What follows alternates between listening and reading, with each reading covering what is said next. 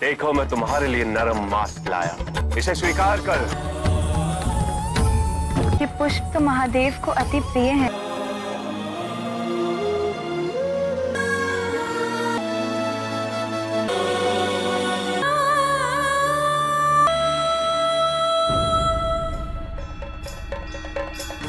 हर हर महादेव।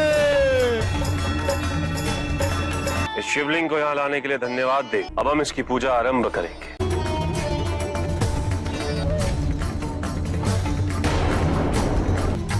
रुको, ये क्या कर रहे हो? इस पवित्र शिवलिंग पर इन दूषित वस्तुओं को क्यों चढ़ा रहे हो? ये वस्तु दूषित कैसे हो सकती है देवी? संसार में सारी वस्तुएं शिव द्वारा बनाई गई है। तुम पूजा प्रणाली के विरुद्ध कार्य कर रहे हो। महादेव को मांस और रक्त नहीं, दूध, धतूरा और बेलपत्र चढ़ाया जाता है और उनके मंत्रों का जाप किया जाता है। बस देवी, मेरी पूजा में अवरोध कर मेरा अपमान न करो। नहीं आता हमें कोई मंत्रवंत, यही है मेरी पूजा प्रणाली। उचित है, तो अपनी पूजा अपने शिवलिंग पर करो। शिवलिंग शिवलिंग होता है देवी, हमारा या आपका नहीं। महादेव तुम्हारे द्वारा चढ़ाई हुई इन दूषित वस्तुओं को स्वीकार नहीं करेंगे। देखना चाहोगी?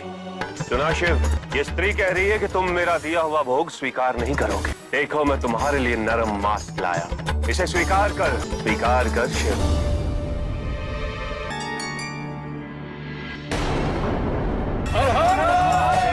हमारे द्वारा आपकी पूजा अर्चना में जो व्यवधान उत्पन्न हुआ वो हमारी भूल थी। हमारा ये आपसे निवेदन है कि अब हमें हमारी पूजा करने का अवसर दिया जाए। इसे अपनी भूल का आभास हो गया है और क्षमा करना तो हम शिव भक्तों का आचरण है। आओ दीदी। जिस प्रकार आपने इनकी पूजा स्वीकार की, उसी प्रकार हमारी पूजा भी स्वीकार कीजिए महादेव।